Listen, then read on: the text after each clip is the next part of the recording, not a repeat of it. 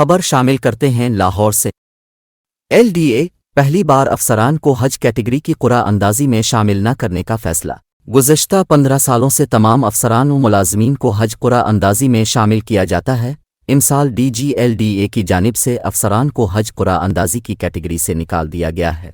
LDA में grade 1 से grade 16 तक के मुलाजमीन को हज कुरा अंदाजी में शामिल किया जाएगा। LDA में नई हज पॉलिसी का नोटिफिकेशन भी डायरेक्टर एडमिन ने जारी कर दिया।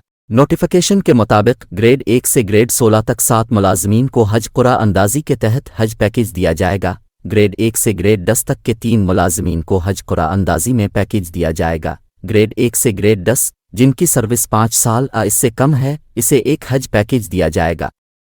नोटिफिकेशन में मजीद कहा गया है कि ग्रेड 11 से ग्रेड 16 तक के 3 मुलाजमीन को हज कुरा अंदाजी में पैकेज दिया जाएगा। ग्रेड 11 से ग्रेड 16 जिनकी सर्विस 5 साल या इससे कम है, एक हज पैकेज दिया जाएगा।